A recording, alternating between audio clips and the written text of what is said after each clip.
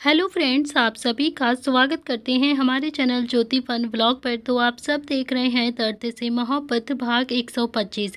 इससे पहले इस कहानी के 124 भाग अपलोड हो चुके हैं। प्लीज़ आप सब लोग वो भाग ज़रूर पढ़ लीजिएगा। तो चलिए देखते हैं। आप सब ने अब तक पढ़ा था। वृंदा ने दक्ष के बालों में हाथ मारकर कहा कि लेकिन मैं तो जानती हूँ मेरे बच्चे की कोई भी गर्लफ्रेंड नहीं है। अगर होती तो वो हमें कब का बता देता। और मैं ये भी अच्छे से जानती हूँ कि अगर अंशिका और तेरी शादी हो गई ना तो तुम दोनों ही साथ में बहुत ज़्यादा खुश रहोगे। मुझे ना अपने बच्चों पर पूरा भरोसा है। तो इतना तो आप देख चुके थे। अब देखते हैं आगे इस कहानी में क्या होने वाला है। तो दक्ष ने भी अब हैरानी से अपनी माँ को देखकर अपने मन ही मन कहा कि यार कैसे समझाऊं, मैं कैसे बताऊं, पता नहीं चारों मुझसे क्या चाहते हैं। अरे एक ही तो बेटा हूं मैं आप लोगों का, तो फिर क्या मेरी बलि दे देंगे क्या? आंशिका उस बंदरिया को तो मैं बाद में बताऊंगा। उस बंदरिया ने भी मना क्यों नहीं किया है, पता नहीं, समझ में नहीं आता है। तो दक्ष को तो अब उसकी फैमिली बहुत ही ज़्यादा उम्मीद भरी नज़रों से देख रही थी। तभी दक्ष ने भी सबकी उम्मीदों को समझते हुए कहा कि ठीक है, जो करना है कर लो, मुझे ना कोई भी प्रॉब्लम नहीं है। इतना कहकर दक्ष अपने पैर पटकते हुए सीधा अपने कमरे में चला गया और फिर पीछे से चारों चिल्लाने लगते हैं। चारों ही अब एक दूसरे से दक्ष की तारीफ करते हुए एक साथ बोलते हैं, देखा देखा, मैंने कहा था ना कि हमारा दक्ष हमारी बात जरूर मान लेगा, वो हमारी बातों को जरूर समझेगा। आखिर बेटा किसका है? तो जिया बोलती है कि बिल्कुल ठीक कहा वृंदा तुमने, आखिर वो हमारा ही तो बेटा है ना। हमारी बात नहीं मानेगा तो किसकी बात मानेगा? मुझे भी अपने बेटे पर पूरा विश्वास था। जय भी अब दक्ष की तारीफ करते हुए बोलता है कि मानना पड़ेगा, मेरे बेटे को अपने माँ बाप को नाराज नहीं कर सकता है, अपने माँ बाप का दिल नहीं दुखा सकता है। ऐसा बेटा भगवान सबको दे। तो वीरू भी अब खुश होता हुआ बोलता है कि सही कहा भाई आपने, आखिर दक्ष ही है जो इतना अच्छा है। दक्ष अपने कमरे में आया और फिर उसके कानों में अभी भी उसके पेरेंट्स की आवाज़ ही गूंज रही थी। उसे बहुत ज़्यादा गुस्सा भी आ रहा था। उसका मन तो अभी हुआ कि वो जाकर दीवार से टक्कर मार ले खुद को और अपना सिर फोड़ ले। सबसे ज़्यादा गुस्सा तो दक्ष को अब अंशिका पर आ रहा था कि आखिर उस बंदरिया ने मना क्यों नहीं किया, क्यों नहीं मना किया कि वो मुझसे शादी नहीं कर सकती है। पता नहीं, इसको तो मैं बाद में बताऊंगा, इतना मारूंगा, सिर फोड़ दूंगा इसका। इधर प्रताप हाउस में इस वक्त सुबह के वक्त सब नाश्ता कर रहे थे। अंशिका का मूड अभी बहुत ही ज़्यादा खराब था, लेकिन उसने किसी के सामने अभी कुछ भी जाहिर नहीं होने दिया था। तो नील ने तो अब रुद्र के डिसीजन पर बोलना ही छोड़ दिया था, क्योंकि वो अच्छे से जानता था कि रुद्र कभी भी अब पीछे नहीं हटेगा। नील ना तो इस रिश्ते को एक्सेप्ट कर पा रहा था और ना ही रुद्र से ढंग से लड़ पा रहा था। नील को भी अब कुछ भी समझ में नहीं आ रहा था कि वो क्या करे। उसने रुद्र को समझाने की भी कई बार कोशिश करी थी, लेकिन कोई फायदा नहीं था। रुद्र तर्क देकर हमेशा ही नील को चुप करवा देता था और फिर नील भी चुप हो जाता था। नील से ये सिचुएशन ना तो उगली जा रही थी और ना ही निकली जा रही थी। उसे तो बस बहुत ज़्यादा घुटन हो रही थी। नील ने भी अंशिका को देखा अभी जो नॉर्मल होकर बस चुपचाप से बैठकर नाश्ता कर रही थी। नील को वो पल एकदम से याद आ गया था कि जब नव्या भी ऐसे ही दादाजी की बातों में आकर अनुसंधानिया से शादी करने के लिए तैयार हो गई थी और उसने अपना दर्द किसी को जाहिर नहीं होने दिया था। आज अंशिका भी फैमिली की इज्जत के लिए दक्ष से शादी करने के लिए तैयार हो गई थी। तो नील को तो अब अंशिका पर बहुत ज़्यादा प्यार भी आ रहा था, लेकिन अगले ही पल उसने भी रुद्र को थोड़ा सा गुस्से से देखा और फिर उसका मूड और भी ज़्यादा खराब हो जाता है। थोड़ी देर के बाद सबने अभी नाश्ता कर लिया था और फिर अपने अपने काम पर चले गए थे। अंशिका रूही भी अब सबके साथ ऑफिस में चली गई थी। अंशिका का मूड बहुत ही ज़्यादा खराब था। आज वो प्रोजेक्ट स्टार्ट होना था जिसमें रूही और अंशिका को अरमान रूहान के साथ ही काम करना था। आज तो अब दोनों की ही दिल की धड़कनें डबल स्पीड के साथ बढ़ रही थी। दोनों को ही काफ़ी ज़्यादा घबराहट हो रही थी। अंशिका अरमान से कोई भी रिश्ता नहीं रखना चाहती थी, तो वहीं रूही भी ये सोच सोच कर बहुत ज़्यादा परेशान हो रही थी कि उसे रूहान के साथ काम करना पड़ेगा। अब तो भी थोड़ी देर के बाद चारों ही एक कॉन्फ्रेंस रूम में आकर बैठे हुए थे। रूहान देख नहीं सकता था, लेकिन उसकी एडवाइस ही बहुत ज़्यादा अहमियत रखती थी। वो अच्छी ही एडवाइस देता था जो एक बिजनेस के लिए बहुत अच्छी होती थी। रूहान कई साल से बिजनेस को संभाल रहा था और इसी वजह से अरमान चाहता था कि रूहान भी इस प्रोजेक्ट में पार्टिसिपेट करे और उसकी हेल्प करे। तभी अरमान ने भी अब रूही को देखा तो वो एकदम से हैरान हो गया। अरमान ने भी धीरे से रूहान के कान में जाकर कहा कि रूहान, रूही तो यहाँ पर है, वो भी हमारे साथ ही काम करेगी। अरमान की बात बात सुनकर रूहान ने कहा कि मैं भी जानता हूँ, लेकिन हाँ तुम कुछ भी रिएक्ट मत करना, वो तुम्हारी तरफ देखेगी भी नहीं, तुम भी ना मत देखना उसकी तरफ। तो रूही को भी अब मैं अपने आप अपने हिसाब से ही संभाल लूंगा, तुम बस चुपचाप से बैठे रहो, तुम बस प्रोजेक्ट पर ध्यान दो। अंशिका ने भी अरमान को इग्नोर करते हुए थोड़ा सा स्टाइल मारते हुए कहा कि प्रोजेक्ट पर डिस्कस करें। तो अरमान ने भी हाँ में अपनी गर्दन हिला दी और करीब 2 घंटे तक वो सब मीटिंग कंटिन्यू रखते हैं और फिर सब डिस्कशन कर लेते हैं। लेकिन रूही के मुंह से अभी कुछ भी नहीं निकला था, उसे तो बहुत ज़्यादा घबराहट हो रही थी और काफ़ी ज़्यादा पसीना भी आ रहा था। उसे डर था कि कहीं अरमान अंशिका के सामने उससे कुछ पूछ ना ले, कहीं अरमान अंशिका को उसका सच ना बता दे। और फिर यही सब सोच सोच कर उसके दिल की धड़कनें एकदम से बढ़ रही थी। उसका डर साफो साफ उसके चेहरे पर भी दिखाई दे रहा था। वो अपने आप को घबराहट से कंट्रोल करने की बहुत ज़्यादा कोशिश कर रही थी, लेकिन कर नहीं पा रही थी। और फिर थोड़ी देर में ही मीटिंग खत्म हो गई थी। तो अंशिका अरमान एक दूसरे से अब ऐसे बिहेव कर रहे थे जैसे एक दूसरे को जानते ही नहीं हो, जैसे आज पहली बार वो दोनों ही एक दूसरे से मिले हो। थोड़ी देर के बाद अंशिका उठी और बोलती है कि अब हम आराम से इस प्रोजेक्ट को स्टार्ट कर सकते हैं, हमने सारी बातें तो क्लियर कर ली हैं। इतना कहकर अंशिका वहां से जाने लगी। तभी अंशिका भी जाने लगी तो रूही भी डरी सहमी से उसके पीछे पीछे धीरे धीरे से जाने लगती है। लेकिन रूही अभी पूरी तरीके से जा पाती उससे पहले ही रूहान ने रूही का हाथ पकड़ लिया और फिर रूही की सांसें एकदम से रुक जाती हैं और उसके बहुत ज़्यादा पसीना आ जाता है। तो अरमान भी अब जल्दी से अंशिका के पीछे पीछे तेज कदमों के साथ चला गया। अंशिका भी आगे आगे चल रही थी और अरमान जो अंशिका को रोकते हुए बोला कि अंशिका अंशिका प्लीज़ मेरी बात तो सुनो, तुम एक बार मुझसे बात तो कर लो, एक बार रुको तो जाओ ना, मैं तुमसे कुछ बात करना चाहता हूँ। कल तुमने मेरा फ़ोन भी रिसीव नहीं किया, क्यों नहीं किया मेरा फ़ोन रिसीव? मेरा नंबर भी ब्लॉक कर दिया है तुमने। अंशिका मैं तुमसे बात कर रहा हूँ, तुम मेरी बात को सुन क्यों नहीं रही हो? लेकिन अंशिका तो अभी जैसे अरमान की बात सुनना ही नहीं चाहती हो, वो भी अपने तेज कदमों के साथ बस आगे आगे चल रही थी। वो तेज कदमों से अब लिफ्ट के अंदर चली गई थी, लेकिन लिफ्ट बंद हो पाती उससे पहले ही अरमान ने अपना पैर आगे करके लिफ्ट को खोल दिया। और अंशिका ने भी गुस्से में अरमान को देखते हुए कहा कि अरमान अरमान सचादेवा तुम चाहते क्या हो? ऐसे क्यों मेरे पीछे पड़े हो? तुम अकल नहीं है क्या तुम्हारे अंदर? अरमान अब तक लिफ्ट के अंदर आ चुका था और फिर उसने लिफ्ट को रोक दिया। तो अंशिका भी गुस्से में अरमान को ही घूर कर देख रही थी। तभी अरमान ने अंशिका की तरफ देखते हुए कहा कि क्यों क्यों हो इतना ज़्यादा गुस्सा तुम मुझसे? मैंने क्या किया है बोलो? बस यही ना कि तुम्हारे पापा को पटा नहीं पाया हूँ मैं? तुम्हारे पापा ने मुझे वक्त ही कब दिया है उन्हें जो मैं मना पाता? मुझे क्या पता था कि तुम्हारे पापा हमारे घर पर आएंगे और फिर तुम्हारे और दक्ष की शादी की अनाउंसमेंट कर देंगे? मुझे क्या पता था? मुझे तो यही लगा था कि ना मेरे पापा तुम्हारे पापा से तुम्हारा हाथ मांग लेंगे और फिर हम दोनों की शादी हो जाएगी। ऐसा तो नहीं था ना कि मेरे पापा ने कहने की कोशिश नहीं करी थी? तुम भी अच्छे से जानती हो कि मेरे पापा कहने के लिए तैयार थे और वो हमारी शादी करने के लिए भी तैयार है, लेकिन तुम्हारे बड़े पापा ने ही उन्हें बीच में रोक दिया। और फिर तुम भी तो अपने पापा को मना सकती थी ना? तुम भी तो मना कर सकती हो ना, अपने पापा को कह सकती हो ना कि मुझे नहीं करनी है दक्ष के साथ शादी, मैं किसी और से प्यार करती हूँ। लेकिन तुमने तो सोच लिया है ना कि तुम तो बस अपने पापा के कहने पर ही शादी करोगी, किसी की भी बात नहीं मानोगी। तो अंशिका को भी अब काफ़ी ज़्यादा गुस्सा आ गया और फिर उसने अरमान को गुस्से में देखते हुए कहा कि देखो अरमान, इस रिश्ते में मैंने पहले ही ये कह दिया था कि मेरे पापा अगर कहेंगे तो ही मैं इस शादी को करूँगी, वरना नहीं करूँगी। और मैं अब अपनी बात को पीछे नहीं कर सकती हूँ। मेरे पापा ने मेरी शादी फिक्स कर दी है किसी और के साथ, तो बेहतर यही होगा कि तुम मुझसे दूरी बनाकर ही रहो।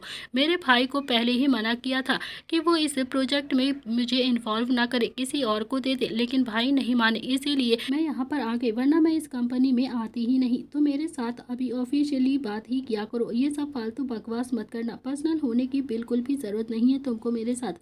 अरमान को भी अंशिका पर अब बहुत ज़्यादा गुस्सा आने लगा था। तो अरमान ने कहा कि तुम तो ऐसे बात कर रही हो कि जैसे सारी गलती मेरी ही है, मैंने ही बहुत बड़ा गुनाह कर दिया है। मैंने तो फिर भी अपने फैमिली को हमारे बारे में बता तो दिया, लेकिन क्या क्या तुमने अपने घर में किसी भी मेंबर को अपने बारे में कभी कुछ बताया? नहीं ना, नहीं ना, फिर तो तुम मेरा ही सारा ब्लेम मुझ पर ही डाल रही हो, ऐसा कैसे कर सकती हो तुम? अंशिका ने भी कहा कि हाँ, मैं कोई भी ब्लेम नहीं कर रही हूँ तुम्हें, मैं बस तुम्हें ये बता रही हूँ कि सब कुछ शीशे की तरह साफ हो गया है, सब कुछ क्लियर है। अब मेरा और तुम्हारा कोई भी फ्यूचर नहीं है, मेरा तुम्हारा कोई रिश्ता नहीं है, तो तुम मुझे प्लीज़ परेशान करना बंद कर दो। अरमान ने भी गुस्से में एक पंच दीवार पर जोर से मारा और फिर बोलता है कि नहीं, नहीं कर सकता हूँ मैं, तुम्हारी बात नहीं मान सकता हूँ मैं। समझी? क्यों मानूँ मैं तुम्हारी बात? क्यों सुनूँ मैं तुम्हारी बात? क्यों बंद कर दूँ? बोलो तुम तो बस सेक्रीफाइस करने के लिए चली हो, लेकिन मैं क्यों करूं सेक्रीफाइस? मेरे पापा ने भी कहा है ना कि मैं सेक्रीफाइस कर दूं, लेकिन नहीं कर सकता हूं मैं सेक्रीफाइस, मुझसे नहीं होगा। कल रात से सोया नहीं हूँ ठीक से मैं, देखो मेरी आंखों में कितना प्यार करता हूँ मैं तुमसे। इतना कहकर अरमान अंशिका के करीब आ गया और फिर अंशिका अरमान को ही अब देखे जा रही थी। अरमान की आंखें ही बता रही थी कि वो सच में कल रात से सोया नहीं है, कितना ज़्यादा उदास है और कितना ज़्यादा रोया होगा वो। तो अंशिका ने भी अरमान के सीने पर अपना हाथ रखकर उसे दूर धक्का देते हुए कहा कि देखो अरमान, मैं उस तरीके की लड़की बिल्कुल भी नहीं हूँ कि शादी तो मैं दक्ष से करूँगी और फिर तुम्हारे साथ वक्त बिताऊंगी। ऐसा नहीं हो सकता है, मैं जिसके साथ शादी करूँगी उसी के साथ ही रहूँगी, मुझसे दूर ही रहो तो ज़्यादा सही होगा। मैं एक्सेप्ट कर चुकी हूँ कि मुझे दक्ष के ही घर जाना है, उसके साथ ही शादी करना है। तुम्हारे लिए भी यही बेहतर होगा कि तुम भी ये बात को एक्सेप्ट कर लो। अरमान ने भी एक बार फिर से मिरर में लगे शीशे में अपना हाथ जोर से मारा और फिर मिरर भी टूट गया। तो अंशिका भी एकदम से डर गई थी, उसे बहुत ज़्यादा डर लग रहा था। अंशिका अरमान को ही देखे जा रही थी और फिर अरमान जो गुस्से में अंशिका को ही देख रहा था। अरमान ने भी अगले ही पल अंशिका का चेहरा पकड़कर उसे हिलाते हुए थोड़ा सा गुस्से से कहा कि तुम खुद को समझती क्या हो? तुमने ऐसा सोच भी कैसे लिया? तुम्हारे जितना महान मैं नहीं हूँ, समझी तुम? मैं तुम्हारे और दक्ष के रिश्ते को एक्सेप्ट कर लूँ, नहीं करूँगा, समझी तुम? नहीं करूँगा, तुम दोनों के रिश्ते को एक्सेप्ट बिल्कुल भी नहीं करूँगा। चाहे मुझे तुम्हें किडनैप करके ही कहीं दूर लेकर जाना पड़े, लेकर जाऊँगा तुम्हें, लेकिन तुम्हारी शादी तो मुझसे ही होगी। मैं दक्ष से तुम्हारी शादी नहीं होने दूँगा, चाहे कुछ भी हो जाए, समझी तुम? तुम्हें आना तो सचा देवा हाउस में ही होगा, वो भी मेरी पत्नी बनकर। उसके लिए मुझे अपने बाप से भी बगावत करनी पड़ी ना तो भी मैं कर लूँगा, लेकिन हाँ, मेरे अलावा तुम किसी और की दुल्हन बनो, ये मुझसे बर्दाश्त नहीं होगा। अंशिका, समझ लो तुम इस बात को। अंशिका को अब दर्द हो रहा था, लेकिन वो अभी समझ रही थी कि उससे कहीं ज़्यादा दर्द तो अभी अरमान को हो रहा है। उसके दिल पर अभी क्या बीत रही होगी। अंशिका के भी आंसू लुढ़क कर अब अरमान के हाथ में आ गए थे। तो अरमान ने अभी जब महसूस किया कि अंशिका भी रो रही है, तो उसने भी अपना हाथ अंशिका के चेहरे से हटा लिया और फिर अरमान का गुस्सा अभी भी कम नहीं हुआ था, उसे अभी भी बहुत ज़्यादा गुस्सा आ रहा था। तो अंशिका ने भी अरमान को समझाते हुए कहा कि देखो देखो अरमान, गुस्से में ऐसा कुछ भी मत करना जिससे तुम्हें ज़िंदगी भर पछतावा हो, समझे तुम? मैं नहीं चाहती हूँ कि हमारे रिश्ते को ऐसे कोई भी बदनाम करे। बात हमारे प्यार की नहीं है, दो फैमिली की इज्जत की है। तुम्हारे पापा इतने सालों बाद घर पर वापस आए हैं, तुम क्या अपने पापा की नज़रों में गिरना चाहते हो? क्या तुम चाहते हो कि तुम्हारी माँ को अपनी परवरिश पर शक हो जाए, वो अपनी ज़िंदगी ऐसे ही रो रो कर फिर से बिता दें? अरमान अभी कुछ भी नहीं बोला था। अरमान ने भी जो हाथ अपने शीशे पर मारा था, उस हाथ से भी बहुत सारा खून आ रहा था। तभी अंशिका ने जब देखा कि अरमान के हाथ से खून आ रहा है, अंशिका ने अपने बैग में से एक रुमाल निकाला और फिर अरमान के हाथ पर लपेटते हुए कहा कि प्लीज़ प्लीज़ अरमान, अगर तुमने मुझे थोड़ा भी कभी भी प्यार किया है ना, तो प्लीज़ थोड़ी भी अगर तुमने मुझे कभी इज्जत दी है, मेरे बारे में थोड़ा भी कुछ भी अच्छा सोचा है, तो प्लीज़ ऐसा कुछ भी मत करो जिससे सब तुम्हारे दुश्मन बन जाए, सब तुमसे नफरत करने लगे। हमारे नसीब में अगर मिलना लिखा होगा ना, तो भगवान हमें ज़रूर मिलाएगा, ज़रूर हम दोनों की शादी होगी। मेरे बड़े पापा कहते हैं जब कुछ समझ में नहीं आता है ना, तो सब कुछ भगवान पर छोड़ देना चाहिए, फिर हमें खुद ही रास्ता मिल जाता है। तुम भी हमारा रिश्ता भगवान पर ही छोड़ दो, जो होगा देखा जाएगा। तो अरमान अभी गुस्से से चिल्लाया, मैं भगवान के भरोसे नहीं बैठ सकता हूँ अंशिका, प्लीज़ मुझे ये सब लेक्चरबाजी मत दो। मुझसे बहुत बड़ी गलती हो गई है। जब तुम्हारा किडनैप करके तुम्हारी शादी उस कबीर से करवाना चाहता था ना, उससे अच्छा होता कि मैं ही तुमसे शादी कर लेता, उसी वक्त हम दोनों की शादी हो जाती, फिर ये कोई भी नौटंकी होती ही नहीं, फिर तुम्हारी फैमिली कुछ भी नहीं कर पाती मेरा। लेकिन मेरा ही दिमाग खराब हो गया था, जो तुम्हें उस दिन जाने दिया मैंने, छोड़ दिया तुम्हें उस दिन। अंशिका अरमान के दिल की हालात को अच्छे से समझ रही थी। तभी अंशिका ने भी अरमान के हाथ पर अच्छे से पट्टी लपेटकर फिर से बोलती है कि अरमान, दर्द कभी ठहरता नहीं है, वक्त के साथ बह जाता है, तुम्हारा भी बह जाएगा, परेशान होने की जरूरत नहीं है, खुद को दोष मत दो तुम, प्लीज सब कुछ ठीक हो जाएगा, सब कुछ नॉर्मल हो जाएगा। हो सकता है तुम्हारी लाइफ में मुझसे भी ज़्यादा अच्छी लड़की आना हो, इसीलिए ये सब कुछ हो रहा हो। तो अरमान का दिमाग अब और भी ज़्यादा खराब हो गया था। तभी अरमान ने अपने दांत पीसते हुए कहा कि मुझे तुमसे ज़्यादा अच्छी लड़की नहीं चाहिए, मुझे सिर्फ तुम चाहिए, तुम, मुझे और कोई दूसरी लड़की नहीं चाहिए। तो वहीं दूसरी तरफ कैबिन में अभी रूही को अभी काफ़ी ज़्यादा हिचकियाँ आ रही थी। रोहान के चेहरे पर मुस्कुराहट आ गई थी। रोहान ने भी रूही का हाथ पकड़कर उसे चेयर पर बैठाया हुआ था और फिर रूही जो हिचकियाँ ले जा रही थी और उसे रोना भी आ रहा था। रोहान को तो अब रूही की हिचकी की आदत सी पड़ गई थी। वो भी समझ गया था कि जब जब रूही बहुत ज़्यादा डरती है तब तब उसे ऐसे हिचकियाँ आने लगती हैं। तो रूहान ने भी अब इंतज़ार किया कि शायद रूही की हिचकियाँ अभी कम हो जाएं, लेकिन उसकी हिचकियाँ तो अभी कम ही नहीं हो रही थी, बल्कि और भी ज़्यादा बढ़ती जा रही थी। उसकी आंखों में हल्का हल्का सा पानी आ गया था। रूहान तो हमेशा की तरह बस रूही के करीब गया और फिर उसके सिर को अपने पेट से लगाकर सहलाने लगता है। तो रूही ने भी अपने दोनों बाहें रूहान की कमर पर लपेट दी थी।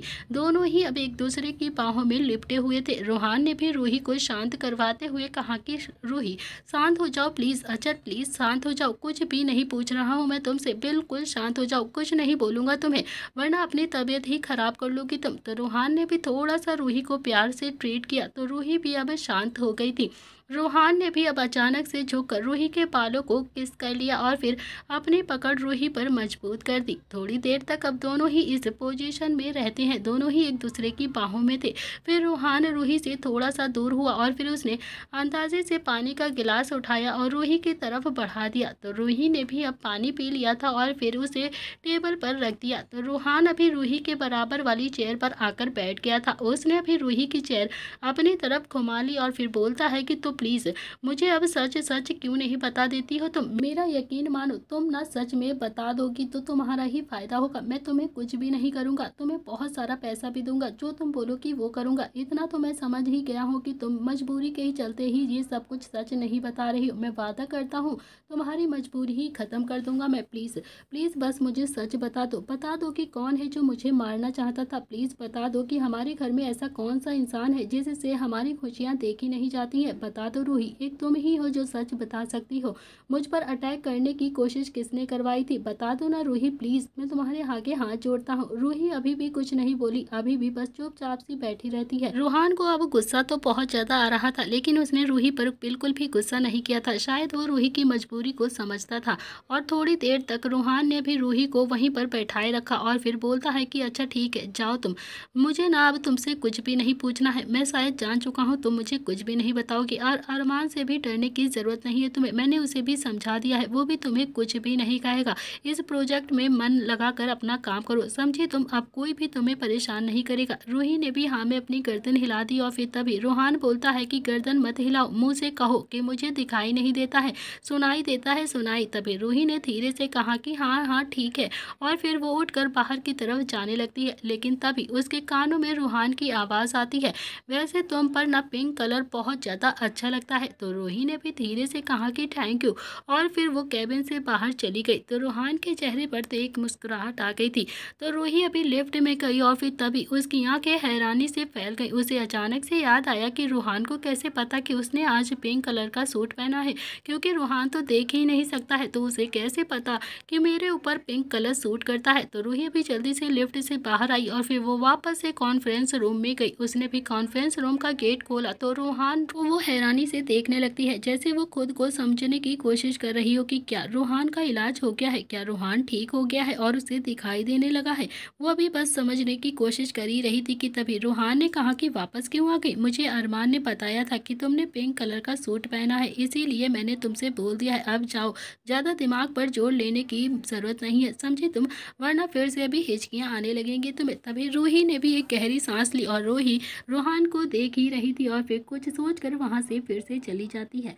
तो रूहान के चेहरे पर अभी फिर से मुस्कुराहट आ गई थी और फिर उसने धीरे से खुद से ही कहा कि पागल कहीं की, दिमाग है पर इस्तेमाल नहीं करती है, बिल्कुल पागल लड़की है। तभी रूही ने रूहान की बात सच मान ली थी और फिर वो वापस आ गई। तो रूही जब अभी पार्किंग एरिया में पहुंची तो आशिका भी गाड़ी के पास उसका बैठकर इंतजार ही कर रही थी। तो आशिका की आंखों में भी अभी बहुत सारे आंसू थे और उसकी आंखें भी रोकर लाल हो चुकी थी। रूही की आंखों में भी आंसू थी। दोनों ही अब एक दूसरे से कुछ भी नहीं कहती हैं और फिर दोनों ही काफ़ी ज़्यादा डरती थी कि कहीं वो कुछ पूछ ना ले एक दूसरे के लिए कि आखिर वो दोनों क्यों रो रही हैं। अगर उन्होंने एक दूसरे से पूछ लिया तो वो क्या जवाब देती हैं एक दूसरे को। इसीलिए दोनों ही गाड़ी में अब चुपचाप से बैठ गई थी। तो आशिका ने भी ड्राइविंग सीट पर आकर बैठ गई और फिर ड्राइव स्टार्ट कर दी। इधर प्रताप इंडस्ट्रीज में इस वक्त नील जब अपने कैबिन में बैठा हुआ था, लेकिन उसे अभी भी काफ़ी ज़्यादा बेचैनी हो रही थी। उसका मन अभी बहुत ही ज़्यादा उदास था। उसे तो बस अरमान और अंशिका अंशिका की बातें याद आ रही थी। उसने अपनी बेचैनी का जिक्र अवनी के साथ भी नहीं किया था, क्योंकि वो खुद ही अभी श्योर नहीं था कि उसे बेचैनी हो क्यों रही है, आखिर उसे ये सब क्या हो रहा है। लेकिन उसका मन अभी अंशिका और दक्ष के रिश्ते को बिल्कुल भी एक्सेप्ट नहीं कर रहा था, उसे बिल्कुल भी पसंद नहीं था। तभी उसके कैबिन में निहाल और शुभ आ जाते हैं। दोनों ने ही अभी नील को देखा तो नील के चेहरे पर अभी काफ़ी ज़्यादा टेंशन साफ दिखाई दे रही थी। तभी शुभ भी चेयर पर आकर बैठ गया और फिर पेपर्स वेट को घुमाता हुआ बोलता है कि तो कहिए, मुझे क्यों याद किया है नील भैया आपने? अब कौन सा कांड करवाना है आपको मुझसे, जो आपने इतनी जल्दी छोटे शेर को याद कर लिया? तो नील ने भी शुभ को देखते हुए कहा कि छोटे शेर, तुझे क्या लगता है कि मैं तुझे जब भी याद करता हूँ तो बस किसी काम से ही याद करता हूँगा? तो शुभ ने भी अभी बेधड़क से हाँ में अपनी गर्दन हिलाई और फिर निहाल को भी एकदम से हंसी आ गई। तो नील अभी फिर से मुंह बनाकर बोलता है कि देखो यार, तुम दोनों से साफ साफ बात करता हूँ, मुझे ना अंशिका और दक्ष का रिश्ता बिल्कुल भी पसंद नहीं है। दोनों के ही चेहरे पर अभी कोई भी भाव नहीं थे। तभी दोनों ही नील को एक हैरानी भरे लुक से देख रहे थे। तभी नील ने अपने कंधे उचकाकर कहा कि हाँ, मैं सच कह रहा हूँ, ऐसा नहीं है कि दक्ष में कोई कमी है, लेकिन मैं सच कहता हूँ, मुझे इन दोनों का रिश्ता बहुत ही ज़्यादा परेशान कर रहा है। तोड़वाना है मुझे इन दोनों का रिश्ता। मुझे लगता है कि अंशिका इस शादी में खुश नहीं है, वो नव्या की तरह ही अपने दिल पर पत्थर रखकर ये शादी कर रही है हमारी इज्जत बचाने के लिए। तभी शुभ अपनी जगह से खड़ा होकर बोलता है कि अच्छा, तो प्रॉब्लम क्या है आपको? जैसे हमने नव्या की शादी तोड़वाई थी ना, अंशिका की भी तोड़वा देंगे, और फिर इस बार तो आपकी धोती भी नहीं खुलेगी। आपने धोती पहनना भी तो अच्छे से सीख लिया है, बस थोड़ा सा काम ही करना पड़ेगा आपको। थोड़ा सा चेहरे पर थोड़ी सी दाढ़ी बढ़ा लो और कुछ भी नहीं, हो जाएगा काम हमारा। तो नील ने भी अपनी हथेली अपने माथे पर मार कर कहा कि ओ बेवकूफ़ इंसान, छोटे शेर, कुछ तो दिमाग का इस्तेमाल कर लिया कर तू। अब इस उम्र में मैं क्या पंडित बनकर शादी तोड़वाऊंगा क्या, वो भी अपनी ही बेटी की? मुझसे नहीं होगा। छोटे शेर ने भी अब स्टाइल मारते हुए कहा कि हाँ हाँ, तो इस उम्र में भी आपको क्लब लेकर चलूं क्या, वहां पर शर्ट उतार कर नंगा नाचना? वैसे भी आपको देखकर कौन कहेगा कि आप 56-57 साल के हो गए होंगे, आज भी वैसे के वैसे ही लगते हैं जैसे कि 25 साल पहले लगा करते थे, वही हैंडसम, बिल्कुल डैशिंग। बस बेबी की प्रॉब्लम है, सांस फूलती है और शुगर कंट्रोल करना पड़ता है, वरना बाहर से तो आप बिल्कुल माशाल्लाह आज भी सिद्धार्थ मल्होत्रा ही लगते हैं, उसको भी फेल करते हैं आप, बिल्कुल हैंडसम लगते हैं आप। तो निहाल भी अब शुभ की बात पर हंसता हुआ बोलता है कि अबे सिद्धार्थ मल्होत्रा 40 साल का हो गया है। शुभ ने भी अब हंसते हुए कहा कि मेरे कहने का मतलब है सिद्धार्थ मल्होत्रा का बच्चा लगता है। तो शुभ भी अब थोड़ी सी नौटंकी देखकर तीनों को ही हंसी आने लगती है। तभी थोड़ी देर के हंसने के बाद नील ने फिर से कहा कि यार, मैं सच कह रहा हूँ, मजाक नहीं कर रहा हूँ तुम दोनों से, मुझे ना ये शादी कुछ भी करके तोड़वानी है। तो निहाल बोलता है कि रुद्र का पता चल गया ना तो घर से निकलवा देगा हम दोनों को। तभी नील ने कहा कि हाँ हाँ, तो बस उसे पता ही नहीं चलेगा, हमें कुछ ऐसा करना होगा कि सांप भी मर जाए और फिर लाठी भी ना टूटे। कुछ ऐसी जुगाड़ बनाओ ना यार प्लीज, रिश्ता भी टूट जाए और रुद्र को कुछ पता भी ना चले। सब कुछ प्लान के मुताबिक ही करेंगे तो कुछ भी नहीं बिगड़ेगा। रुद्र को तो अब कानो कान खबर भी नहीं होने देंगे हम, सब कुछ रियल लगना चाहिए, बिल्कुल रियल। तभी तीनों के बीच अभी किसी बात को लेकर तगड़ा वाला डिस्कशन हुआ था। तभी तीनों ही अब पिछले 2 घंटे से बस अंशिका की शादी दक्ष से कैसे तोड़वाई जाए यही सब कुछ डिस्कस कर रहे थे। और फिर तभी अचानक से ही कैबिन का गेट खुलता है और फिर सबकी सांसें एकदम से रुक गई थी। सब ने अभी कैबिन की गेट की तरफ देखा जहां पर अभी रुद्र खड़ा हुआ था और उन्हीं तीनों को घूर रहा था। तो रुद्र अभी तीनों को ही देखकर हल्के से गुस्से में बोलता है कि तो तुम तीनों को कुछ काम नहीं है क्या, बस यहाँ पर आके तगड़ी बनाकर बैठ जाते हो? तुम तीनों ही हमेशा एक जगह चौकड़ी मारकर क्यों बैठ जाते हो? थोड़ी तो शर्म कर लिया करो, सारा काम मैं और निव्यांश ही संभालते हैं और तुम तीनों को गप्पे मारने में से फुर्सत ही नहीं है। तुम तीनों का काम कौन करेगा बोलो, क्या वो भी हम ही दोनों करेंगे? अगर काम से रिटायरमेंट लेना चाहते हो तो अपने अपने बच्चों को बोलो वो आकर बिजनेस को ज्वाइन करें और तुम्हारी जगह पर काम करें, समझे तुम तीनों? लेकिन हाँ, जब तक वो बिजनेस ज्वाइन नहीं करते हैं ना तब तक अपने अपने काम पर तुम तीनों ही ध्यान दोगे, समझा गया ना? जब देखो साथ में ही बैठे रहते हो। औरतें भी ना इतने गप्पे नहीं मारती होंगी जितने कि तुम तीनों बैठकर मारते हो, पता नहीं कौन सी पंचायत करते हो। तो रुद्र का भी इतना लंबा चौड़ा भाषण लेक्चर सुनने के बाद निहाल ने तो अब सबसे पहले अपना लैपटॉप उठाकर खोल लिया था और फिर नील भी वो भी फट से किसी फाइल को लेकर पढ़ने लगा था। और शुभ वो तो था ही नौटंकी, वो भी अब जल्दी से मेज पर पड़े एक मैगजीन को उठाकर पढ़ने लगा था। और फिर तभी रुद्र ने भी गुस्से में शुभ के सिर पर एक हाथ मारा और फिर बोलता है कि अबे कम से कम मैगजीन तो सीधी पढ़ ले, कम से कम इसको तो उल्टा न बना अपनी तरह। तभी शुभ ने थोड़ा सा इरिटेट होकर कहा कि यार भैया कभी तो मुझे माफ़ कर दिया करो, वो सीधी करके मुझे ना हीरोइन की टांगें ठीक से दिखाई नहीं दे रही थी, इसीलिए थोड़ा सा बुढ़ा हो गया हूँ ना, उम्र भी हो गई है, इसीलिए मैगजीन को उल्टी करके देख रहा था। उसकी टांगें तो साफ साफ दिखने दो, उल्टे करके देखने से बिल्कुल साफ टांगें दिखाई दे रही थी। तभी शुभ की ऐसी पागलों वाली बातें सुनकर, बेतुकी बातें सुनकर नील और निहाल तो अपनी हंसी छुपाने की कोशिश कर रहे थे। उन दोनों को ही अब काफी ज्यादा हंसी आ रही थी, जबकि रुद्र उसकी आंखों में तो अब गुस्सा उतर आया था। उसे अभी शुभ की बात सुनकर और भी ज्यादा गुस्सा आ गया था। तो रुद्र भी जैसे तैसे अपना गुस्सा कंट्रोल कर रहा था। फिर उसने अपनी कमर पर हाथ रखकर एक गहरी सांस ली और फिर बोलता है कि आज करता हूँ दादा दादी से बात, तुम तीनों ने तो मेरा दिमाग खराब करके रखा हुआ है, तुम तीनों ने तो मेरा खून पी लिया है, आज से सारी चीजें बंद। पता नहीं खुद को क्या समझते हो तीनों, जब देखो बस बत्तीसी दिखाते रहते हो, कोई काम धंधा है ही नहीं। तो रुद्र भी अब अपनी ही धुन में अपने भाइयों को डांट रहा था और बहुत ज्यादा गुस्सा कर रहा था, मगर तीनों ही भाई चुपचाप से उसकी डांट को सुन रहे थे। रुद्र जब थक गया तो वो चुपचाप से गुस्से में कैबिन से बाहर चला जाता है और फिर उसके जाते ही तीनों ही भाई जोर जोर से हंसने लगते हैं। वो तीनों ही अभी रुद्र की एक्टिंग उतार रहे थे, वो तीनों अभी इतनी जोर से हंस रहे थे कि कॉरिडोर तक उनकी आवाजें आ रही थी। तो रुद्र के चेहरे पर भी अब मीठी सी मुस्कुराहट आ गई थी अपने तीनों ही भाइयों की आवाज सुनकर। उसने भी अपना एक हाथ दीवार पर रखा और उस हाथ के ऊपर अपना सिर हल्का सा मारकर कहा कि जब देखो दांत फाड़ते रहते हैं, मेरा बड़ा भाई बड़ा नहीं होता है और छोटा भाई जो छोटा होता ही जा रहा है, कभी बड़ा होने का नाम ही नहीं ले रहा है। और फिर रुद्र भी चेहरे पे मुस्कुराहट लेकर वहां से चला गया था। रुद्र को अपने तीनों ही भाइयों को ऐसे खुश देखकर बहुत ही ज्यादा अच्छा लगता था। वो जानबूझकर उन्हें ऐसे परेशान करता था ताकि वो लोग हमेशा एक दूसरे से प्यार करते रहें। इधर सच्चा देवा हाउस में अरमान बालकनी में खड़ा हुआ था। जब से वो अंशिका से मिलकर आया था उसका दिमाग अब और भी ज्यादा खराब होने लगा था। उसे अंशिका की कही हुई सारी बातें याद आ रही थी। और फिर तभी अरमान ने अपने पीछे रूहान की छड़ी की आवाज महसूस करी। तभी अरमान ने भी फिर पलट कर देखा तो रूहान अभी उसके कमरे के अंदर आने की कोशिश कर रहा था, मगर उसकी छड़ी जो बार बार लड़खड़ा रही थी। तभी अरमान भी जल्दी से गेट तक गया और फिर उसने रूहान की बाजू को पकड़ा और उसे कमरे के अंदर लेकर आ जाता है। अभी भी अरमान बहुत ही ज्यादा उदास था।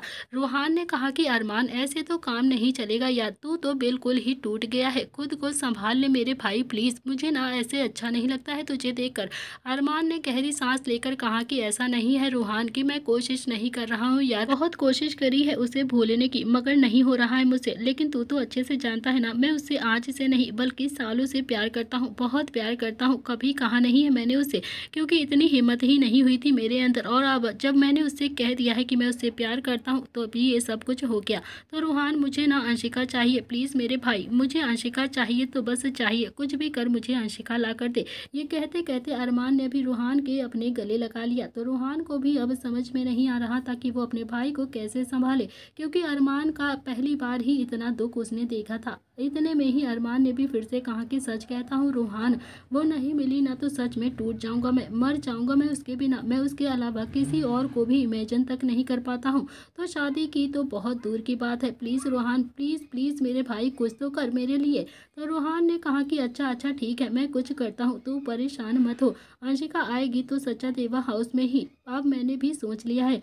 और फिर तभी दोनों ही के कान में एक गहरी आवाज़ आती है जो शोभित की थी, बहुत हुआ तुम दोनों भाइयों का, समझे तुम दोनों, मैंने तुम दोनों भाइयों को कुछ कहता नहीं हूँ तो इसका मतलब ये नहीं है कि तुम्हारा जो मन करेगा तुम दोनों वो करोगे, ऐसा कुछ भी नहीं होगा, समझे तुम दोनों, जो तुम लोग प्लान बना रहे हो उसे अभी के अभी यहीं पर बंद कर दो, अंशिका इस खानदान में नहीं आएगी, उसके पापा ने उसकी शादी जहाँ पर भी फिक्स करी है ना वो वहीं पर शादी करेगी, और मैं भी नहीं चाहता हूँ कि तुम दोनों उसकी शादी में कोई भी अड़चन पैदा करो या उसकी शादी में कोई भी प्रॉब्लम हुई। तो सच कहता हूँ मैं अरमान, अगर अगर तुम दोनों ने ऐसा कुछ भी कर दिया ना कि उसकी शादी टूट गई या फिर तुम दोनों की वजह से उसकी शादी में कोई भी रुकावट आई, मैं तुम दोनों का सचदेवा हाउस से बाहर निकाल कर फेंक दूंगा। मैं नहीं चाहता हूँ प्रताप खानदान में कोई भी प्रॉब्लम हो। तो अरमान तो अभी कुछ भी नहीं बोला, लेकिन रूहान को तो अब गुस्सा आ गया था। रूहान ने भी अपने दांत पीसते हुए कहा कि पापा, आप कैसे पापा हैं? मुझे तो यकीन नहीं आता है, आपको अपने बेटे का दुख दिखाई नहीं दे रहा है, आपको उन प्रताप फैमिली की चिंता हो रही है। मैंने आपको बताया था ना कि अरमान आज से नहीं 3 साल पहले से ही अंशिका से बहुत ज़्यादा प्यार करता है। एक आप हो जो मिस्टर रुद्राक्ष प्रताप सिंह से इसकी शादी की बात कर ही नहीं रहे हो। आपको उन दोनों की शादी की बात एक बार करना तो चाहिए था, उल्टा आप इसे ही समझा रहे हो कि ये अंशिका को छोड़ दे, उसे भूल जाए। आप देख सकते हैं अरमान कितना ज़्यादा परेशान है। मैं नहीं देख सकता हूँ अरमान को परेशान। ये शादी तो नहीं होगी, बिल्कुल भी नहीं होगी, फिर चाहे कुछ भी करना पड़े। अंशिका आएगी तो बस सचदेवा हाउस में। सुना आपने? तो शोभित ने भी अब गुस्से में कहा कि तो तुम दोनों भाई ऐसा कुछ भी नहीं करोगे, समझे? तुम नहीं मानोगे ना मेरी बात, तो निकलो निकलो मेरे घर से अभी के अभी। मुझे ऐसे बच्चे नहीं चाहिए जो अपने माँ बाप की इज्जत पर दाग लगा दे, उनकी इज्जत को ही बेइज्जत कर दे। निकल जाओ मेरे घर से। तुम दोनों को जो भी करना है ना मेरे घर से बाहर जाकर करो। मेरे घर में रहना है तो बस मेरे उसूलों को फॉलो करना पड़ेगा, मेरे कहने पर ही सब कुछ होगा, मेरा कहना मानना ही पड़ेगा तुम दोनों को। मैंने कह दिया है ना कि अंशिका इस घर में नहीं आएगी तो मतलब नहीं आएगी, फिर तुम दोनों कुछ भी करो मुझे नहीं पता है। तुम दोनों समझते क्यों नहीं हो? मैं तुम दोनों के सामने खड़ा हूँ तो बस प्रताप फैमिली की वजह से ही खड़ा हूँ। मैं उनके एहसान को नहीं भूल सकता हूँ। कितनी बार कहूँ ये बात मैं तुम दोनों से, उनका बहुत बड़ा एहसान है मुझ पर, मैं उस एहसान को नहीं भूल सकता हूँ। लेकिन तुम तो बस सेल्फिश होकर जीना चाहते हो। तो शोभित का गुस्सा अभी बहुत ज़्यादा दोगुना हो गया था। वो गुस्से को कंट्रोल तो करना चाहता था लेकिन वो कर नहीं पा रहा था। उसे अब अपने दोनों ही बेटों पर बहुत ज़्यादा गुस्सा आ रहा था, क्योंकि शोभित को आज भी अपनी इज्जत बचानी थी। वो प्रताप फैमिली के लिए कुछ भी करने के लिए तैयार था। प्रताप ब्रदर्स की नज़रों में वो गिरना नहीं चाहता था, इसीलिए उसने अरमान की बाजू को पकड़ा और उसे खींचते हुए कहा कि निकल निकल मेरे घर से और अपने भाई को भी लेकर जाए यहाँ से। मैं नहीं चाहता हूँ कि तुम दोनों मेरे घर पर रहो। मेरे घर में रहना है तो मेरे हिसाब से ही रहना पड़ेगा। मैंने कह दिया है तो अब बस इस घर में वही होगा। तभी वहाँ पर शिखा आ जाती है। तो शिखा ने जब उन तीनों बाप बेटे को ऐसे लड़ते हुए देखा तो तब उसने भी जल्दी से शोभित का हाथ पकड़ लिया और उसे रोकते हुए कहा कि ये क्या कर रहे हैं। अरमान की बाजू से उसने हटाकर कहा कि ये क्या कर रहे हो शोभित, कुछ तो शर्म करो, आप जवान बेटे हैं दोनों हमारे और कुछ कहते नहीं है। तो इसका मतलब ये नहीं है कि आप अपनी हदें पार कर दोगे। आप अपनी सारी हदें क्यों पार कर रहे हो? कोई भी जवान बेटे को ऐसे घर से बाहर निकालता है क्या, जैसे आप निकाल रहे हो? क्या करोगे आप इतनी सारी प्रॉपर्टी का, क्या करोगे इतने सारे पैसे का? अगर घर में बच्चे ही नहीं रहेंगे, आप अपने बच्चों को ही घर से बाहर निकाल दोगे। तो शोभित भी अब गुस्से में बोलता है कि शिखा, मैं सारी प्रॉपर्टीज दान कर दूंगा। दुनिया में बहुत सारे लोग ऐसे हैं जो बेघर होकर घूम रहे हैं, जिनके पास खाने के लिए कुछ भी नहीं है, उन्हें दे दूंगा मैं अपनी सारी प्रॉपर्टीज। लेकिन ऐसे नालायक औलाद को बिल्कुल भी नहीं दूंगा, अपने घर में रहने भी नहीं दूंगा जो अपने बाप की इज्जत दांव पर लगाने पर तुले पड़े हों। तुम तो जानती हो ना कि मैं और तुम एक साथ हैं तो बस सिर्फ प्रताप फैमिली की वजह से ही है, नहीं तो हम दोनों का कोई भी भविष्य नहीं था। और ये दोनों ही चाहते हैं कि मैं उन भाइयों की नज़रों में गिर जाऊं। कैसे समझाऊं मैं इन्हें? कैसे समझेंगे ये मेरी बातों को? कैसे समझेंगे ये क्या बीती है मुझ पर, क्या बीती है तुम पर? कैसे रहे हैं हम दोनों एक दूसरे से दूर? इन्हें तो बस अपना प्यार दिखाई दे रहा है, मेरा और तुम्हारा प्यार दिखाई ही नहीं देता है। 3 साल इंतजार किया है तो इसने मरने पर आ गया है ये, और मैंने और तुमने तो 10 साल का इंतजार किया है एक दूसरे के लिए, मगर इसे हमारे प्यार को कोई भी कदर नहीं है। हम तो नहीं मरे हैं ना। शिखा ने भी अब शोभित को समझाते हुए कहा कि मेरी बात समझने की कोशिश कीजिए ना प्लीज, गुस्से में कुछ भी मत कहिए। आप हमारे ही तो बच्चे हैं, प्यार तो किया ही है ना इसने, इसमें कोई छूट नहीं है। ये हमारा बेटा है और इसने अंशिका से बहुत प्यार किया है। मैं जानती हूँ अरमान ने ना अंशिका के अलावा किसी भी दूसरी लड़की की तरफ देखा भी नहीं है, सिर्फ उसी से ही प्यार किया है। आप इसके प्यार की कदर तो कीजिए ना प्लीज, आप ऐसे क्यों कह रहे हैं? तभी शोभित का दिमाग अब और भी ज्यादा खराब होने लगा था। उसने भी अपना सिर पकड़कर कहा कि मुझे तो कुछ समझ में ही नहीं आता है, मुझे तो कुछ भी नहीं पता है। ये दोनों भाई मुझे पागल ही कर देंगे। समझा लो तुम अपने दोनों बेटों को, कुछ भी ऐसा उल्टा सीधा ना करें जिससे मेरी इज्जत पर आँच आ जाए। मैं जी नहीं पाऊंगा अगर मेरी जरा से भी बेइज्जती हो गई उन प्रताप ब्रदर्स के सामने। सच कहता हूँ शिखा, अगर मेरी इज्जत खराब हुई ना तो ये दोनों इस घर में नहीं रह पाएंगे। अपनी बात बोलकर शोभित तो वहाँ से चला गया था। तो शिखा की आंखों में भी अब बहुत सारे आंसू आ गए थे, वो भी अब रोने लगी थी। फिर उसने अपनी नम आंखों से अरमान और रूहान को देखा और फिर रूहान और अरमान दोनों को ही सोफे पर बैठाया। दोनों ही इस वक्त बहुत ही ज्यादा गुस्से में थे, लेकिन दोनों के अंदर अब शिखा के संस्कार भी थे, इसीलिए दोनों ने ही अपने पापा के सामने कुछ भी नहीं कहा था, बस चुपचाप खामोश खड़े होकर उसकी बातें सुनते रहे थे। तो शिखा भी अरमान को समझाते हुए धीरे से बोलती है, अरमान अरमान बेटा प्लीज समझने की कोशिश करो, तुम्हारे पापा बिल्कुल भी गलत नहीं कर रहे हैं, वो बिल्कुल ठीक कह रहे हैं तुमसे। अब बात प्यार की नहीं है, इज्जत की है, इज्जत। तुम क्या चाहते हो कि तुम्हारे पापा की इज्जत प्रताप ब्रदर्स की नज़रों में गिर जाए और वो तुम्हारे पापा को गुनाहगार बोले? बोलो, ऐसा नहीं चाहते हो ना? तो शिखा ने भी रोते रोते कहा कि अरमान तुम दोनों उस दिन आए थे ना मुझसे माफ़ी मांगने के लिए, तो मैं आज तुम दोनों से मांगती हूँ बेटा, प्लीज़ प्लीज़ मेरे बच्चों ऐसा कुछ भी मत करो कि तुम्हारे पापा के सबके सामने नज़रें झुक जाए और वो बहुत ही ज़्यादा खुद को शर्मिंदा फील करे। प्लीज़ मेरे दोनों बच्चे, तुम बहुत ही ज़्यादा समझदार हो, मैंने तुम्हारे पापा को कभी भी झुकता हुआ नहीं देखा है, वो हमेशा से ही अकड़ कर रहते हैं। मैं नहीं चाहती हूँ कि उनकी अकड़ कम हो जाए। मैं तुमसे रिक्वेस्ट करके बोलती हूँ कोई भी ऐसा काम मत करना जिससे तुम्हारे पापा की इज्जत कम हो जाए। इतना कहकर शिखा रोने लगी। शिखा अभी रोती और फिर अरमान रूहान से भी माँ को रोता हुआ देखा नहीं गया। तो अरमान अभी बोलता है कि ठीक है माँ, मैं वादा करता हूँ मैं ऐसा कुछ भी नहीं करूँगा जिससे मेरे पापा की नज़रें सोसाइटी में नीची हो जाए, मेरे पापा की इज्जत डाउन हो जाए। मैं ऐसा कोई भी काम नहीं करूँगा, मैं आज से आपसे वादा करता हूँ। रूहान भी अब अपनी माँ को संभालते हुए बोलता है कि अब आप पापा के पास जाइए माँ, हम कोई भी ऐसा गलत काम नहीं करेंगे। उन्हें बहुत ज़्यादा गुस्सा आ रहा है, उन्हें आपकी ज़रूरत है, प्लीज़ आप पापा के पास जाइए। तो शिखा भी अब रोते रोते वहाँ से चली गई थी और वो सीधा अपने कमरे में आ गई थी, जहाँ पर शोभित अभी गुस्से में इधर से उधर चक्कर लगा रहा था। उसे भी अब कुछ भी समझ में नहीं आ रहा था कि वो क्या करे। शिखा भी नम आंखों से शोभित को देख रही थी और फिर शोभित ने भी अपनी बाहें फैला दी थी। तो शिखा भी 4 कदम चलकर शोभित के गले लग गई और फिर फूट फूट कर रोने लगती है। शिखा रोते रोते बोलती है कि शोभित मुझसे ना अपने बच्चों की हालत देखी नहीं जाती है, मुझे बहुत ज़्यादा तकलीफ हो रही है, मैं अपने अरमान को ऐसा नहीं देख सकती हूँ, उसे मैं टूटा हुआ नहीं देख सकती हूँ। मेरा बच्चा सच में बहुत ही ज़्यादा अच्छा है, मैं मानती हूँ उसका बिहेवियर मेरे लिए कभी भी अच्छा नहीं था, लेकिन ये सब तो माँ जी की वजह से ही हुआ था ना, उन्होंने ही मेरे बच्चों को भड़का दिया था, वरना तो मेरे अरमान और रूहान दोनों ही बहुत ज़्यादा अच्छे हैं, बहुत ज़्यादा संस्कारी हैं, और आप उनके साथ ऐसा क्यों कर रहे हैं? एक बार तो रुद्र भैया से बात कीजिए ना, शायद वो मान जाए, शायद वो हमारे बच्चे का दर्द को समझ जाएंगे। तो शोभित ने अभी शिखा को संभालते हुए कहा कि शिखा तुमसे कुछ भी तो नहीं छुपा हुआ है, तुम तो सब कुछ जानती हो ना अच्छे से, मैं तुम्हें कैसे समझाऊं? तुम तो कम से कम समझने की कोशिश करो।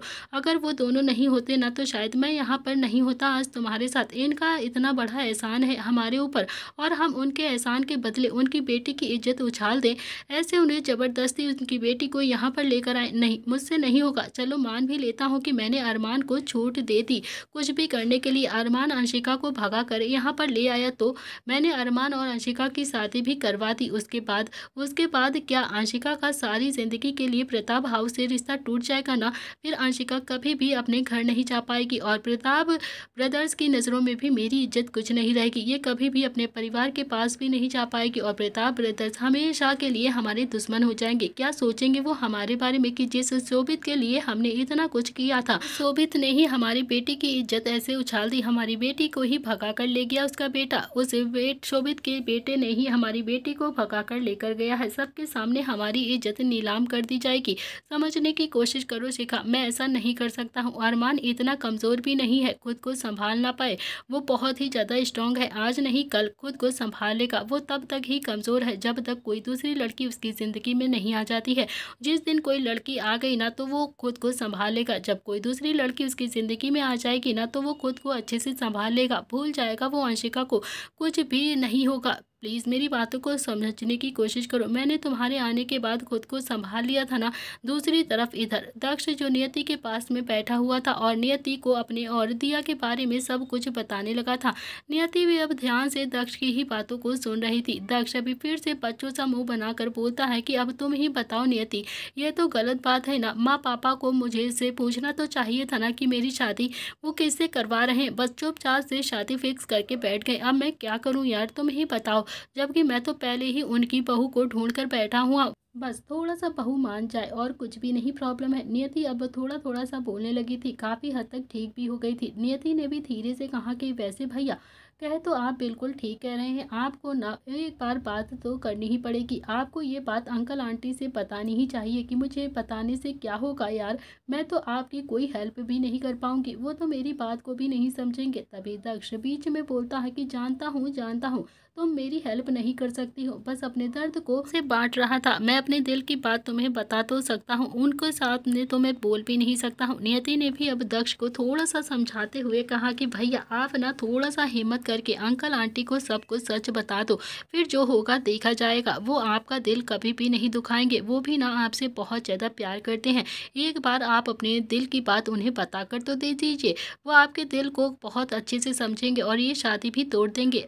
दक्ष हँसकर बोलता है कि वो मेरे माँ-बाप हैं, मेरे माँ-बाप इतनी जल्दी हार नहीं मानेंगे। वो मुझे दोनों तरीके से फँसा देते हैं, हर तरफ से फँसा देते हैं ताकि मैं उनकी बात को मान जाऊँ। मेरा बेटा कहकर मुझे हर बात मनवा लेते हैं। अब मैं क्या करूँ? अगर मैं उन्हें मना करूँगा ना तो उन चारों का ही दिल टूट जाएगा और फिर वो लोग बहुत ज़्यादा रोएँगे। नियति, मैं सोच रहा हूँ कि मैं कुछ ऐसा करूँ कि साँप भी मर जाए और फिर लाठी भी ना टूटे।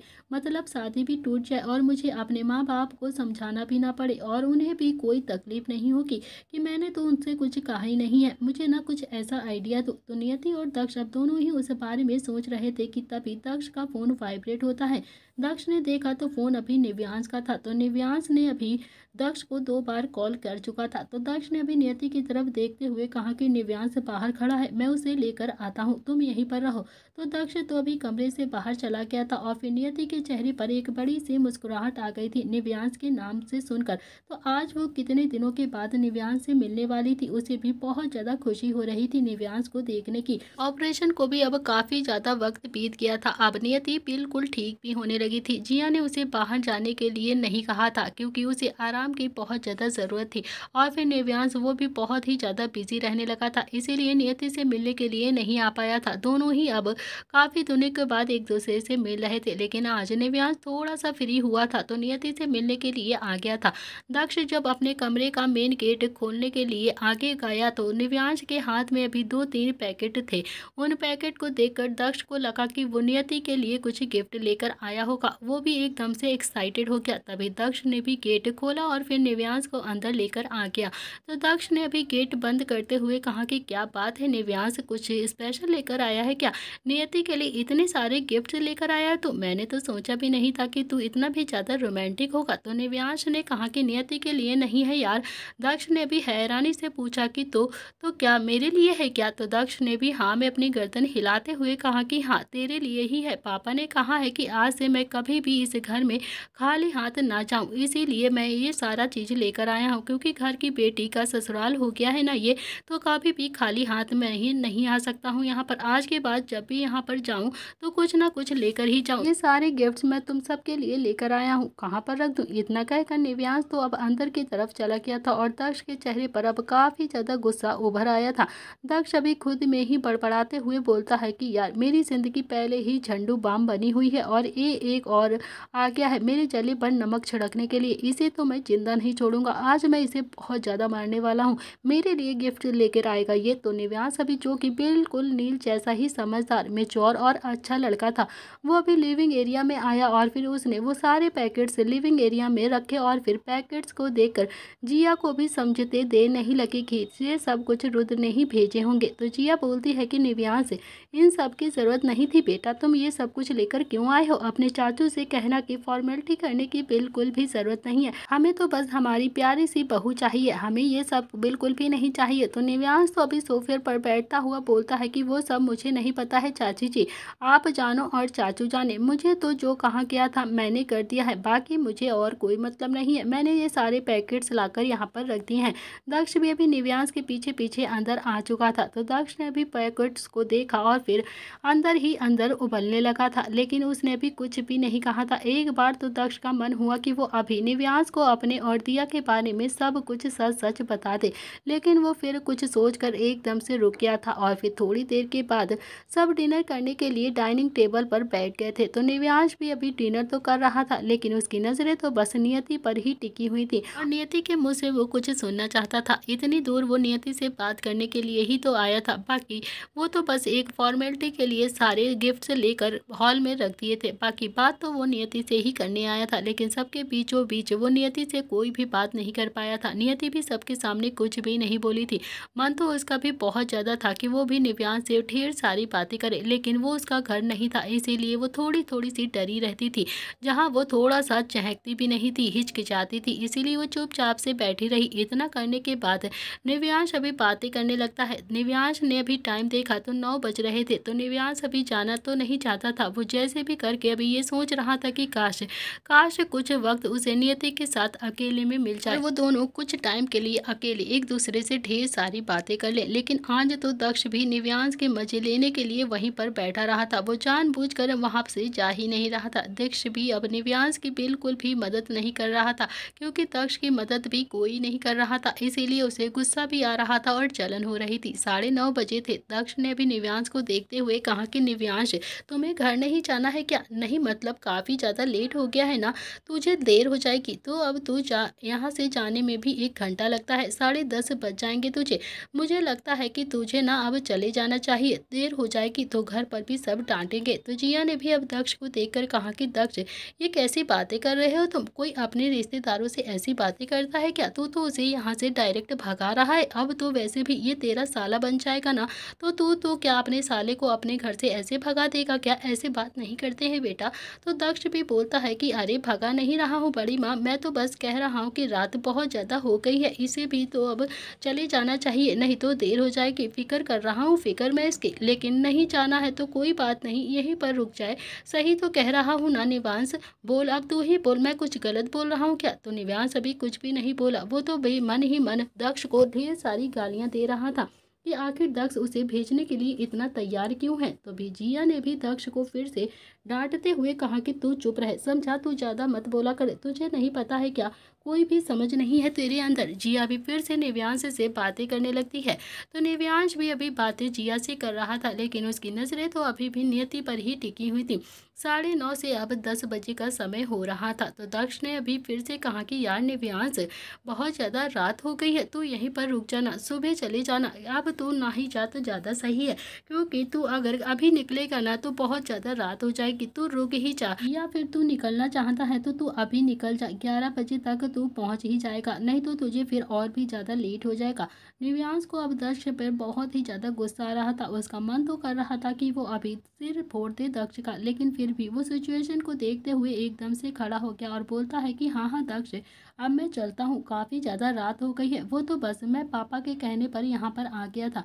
इतना कहकर निव्यांश अभी वहाँ से आने लगा। तो जिया बोलती है कि नहीं निव्यांश, तुम रुक सकते हो तो तुम रुक जाओ यहाँ पर, सुबह चले जाना ना बेटा, वैसे भी थोड़ी सी रात हो गई है, तुम आज यहाँ पर ही रुक जाओ। तो दक्ष बोलता है कि अरे नहीं नहीं माँ, इसे बहुत ज़्यादा काम होता है, ऑफिस भी तो जाता है ये, इसे ऑफिस में बहुत सारा काम होगा। अब इसके हाथ में 2-3 प्रोजेक्ट भी तो आ गए हैं, उसे भी तो ये सॉर्ट आउट करता है, अकेले ही सारा काम करना पड़ता है, बहुत सारा काम है, इसे रोको मत, नहीं तो घर पर सब गुस्सा करेंगे, हमारी वजह से किसी का काम रुक जाए तो अच्छी बात नहीं होती है ना बड़ी माँ, बेकार में ही निव्यांश का नुकसान हो जाएगा। क्यों निव्यांश, सच कह रहा हूँ ना मैं, चलो चलो निव्यांश, तुम्हें मैं बाहर तक छोड़ कर आता हूँ। तो निव्यांश तो अभी कुछ भी नहीं बोला था, लेकिन मन ही मन अभी भी दक्ष को गालियाँ ही दे रहा था। दक्ष अभी निव्यांश को खींचता हुआ अपने घर के छोटे से गार्डन से होता हुआ लोहे के मेन गेट तक लेकर आ गया था। तो वहीं निव्यांश ने भी पलट कर अभी देखा तो घर के सारे मेंबर अभी उसे बाय कर रहे थे। निव्यांश ने अभी सबको देखकर बाय करा और फिर नियति ने भी निव्यांश को बाय किया। निव्यांश बहुत उम्मीद से दक्ष के घर पर आया था, क्योंकि वो बहुत ही दिनों से टाइम नहीं मिल पा रहा था उसे, और ना ही वो यहाँ पर आ पाया था। वो आज बहुत ही उम्मीद से नियति से मिलने के लिए यहाँ पर आया था, और जब वो थोड़ा सा टाइम मिला उसे तो नियति से वो मिलने के लिए आ गया। लेकिन दक्ष ने सब कुछ गुड़ गोबर कर दिया था, उसे नियति से मिलने ही नहीं दिया था, ना ही उसकी आवाज़ सुनने दी थी, और ना ही उसे कुछ भी बोलने का टाइम दिया था। तो निव्यांश ने भी एक किलर लुक दक्ष को दिया और फिर घर से बाहर चला गया। तो निव्यांश ने भी फिर से पलट कर देखा तो घर के सारे मेंबर्स अंदर जा चुके थे, और फिर जैसे ही निव्यांश को कंफर्म हो गया कि दक्ष की पूरी फैमिली अभी घर के अंदर चली गई है, उसने दक्ष का गला पकड़ा और फिर उसे दबाते हुए गुस्से से कहा कि साले कुत्ते कमीने, तुझे शर्म नहीं आती है क्या?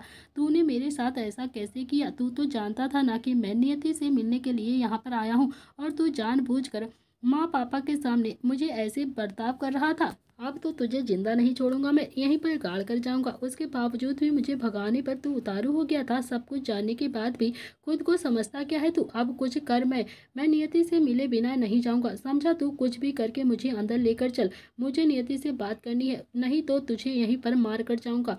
उसकी आवाज़ सुननी है मुझे, समझा? तू उसके साथ वक्त भी बिताना है, और अगर तूने ऐसा नहीं किया ना तो सच कहता हूँ मैं तुझे जान से मार दूंगा। अभी के अभी, अभी के अभी मार कर तब जाऊंगा मैं यहाँ से, नहीं तो मुझे अभी के अभी घर के अंदर लेकर चल। तो निव्यांश की हालत पर दक्ष को तो अब बहुत ज़्यादा हंसी आ रही थी और साथ साथ खांसी भी आ रही थी, क्योंकि निव्यांश ने दक्ष का गला जो पकड़ा हुआ था, तो दक्ष ने भी जैसे तैसे करके अपना गला निव्यांश से छुड़ाया और फिर हंसते हुए बोलता है कि हाँ हाँ, तो इतनी नौटंकी क्यों कर रहा था तू? बोल, तुझे बिना नौटंकी करने में ज़्यादा शर्म नहीं आती है क्या? अंदर बोला तो था ना कि रुक जा, तो रुक जा, तो रुक ही जाता तू, लेकिन नहीं, तुझे बिना पूरी फॉर्मेलिटी करनी आती है। खैर जा जा, क्या याद करेगा, दक्ष से पाला पड़ा था तेरा। इतना कहकर दक्ष अभी निव्यांश के कंधे पर हाथ रखकर उसे घर के अंदर ले गए और फिर सबने निव्यांश को देखा तो दक्ष बोलता है कि मैंने तो पहले ही बोला था इसे कि मत जा, लेकिन यही नहीं माना था। अब इसकी गाड़ी खराब हो गई है, अब मैंने इसे कहा कि आज रात तू यहीं पर रुक जा, सुबह चला जाइयो। मैंने ठीक किया ना माँ? तो सारी बातें सुनकर वृंदा ने भी हाँ में अपनी गर्दन हिला दी और फिर दक्ष ने भी निव्यांश के गले में हाथ लपेटा और फिर बोलता है कि चलो आज मेरे कमरे में ही सो जाओ तुम। दोनों ही अब सीढ़ियों से होते हुए ऊपर चले गए और फिर वही नियति जो कि किचन में काम कर रही थी, उसके चेहरे पर भी बड़ी सी मुस्कुराहट आ गई थी। दक्ष अभी निव्यांश दोनों ही कमरे में आ चुके थे, तो निव्यांश तो अभी धड़ाम से सोफे पर आकर लेट गया था और फिर दक्ष को ऑर्डर देता हुआ बोलता है कि यार एक गिलास पानी देते मुझे ना, बहुत ज़्यादा प्यास भी लगी है। तो दोस्तों इसी के साथ इस कहानी का आज का ये एपिसोड यहाँ पर समाप्त हो रहा है। क्या दक्ष निव्यांश से अपने दिल की बात कहेगा? क्या रूहान अपने पापा की बात मानेगा? क्या होने वाला है कहानी में, आपको ये सारी चीज़ें पता चलेंगी इस कहानी के नेक्स्ट एपिसोड में। कहानी पसंद आए तो लाइक शेयर सब्सक्राइब करना ना भूलिएगा। प्लीज़ लाइक शेयर सब्सक्राइब करके अपना ढेर सारा प्यार और सपोर्ट ज़रूर करें। थैंक यू फ्रेंड, मिलते हैं इस कहानी के अगले भाग में।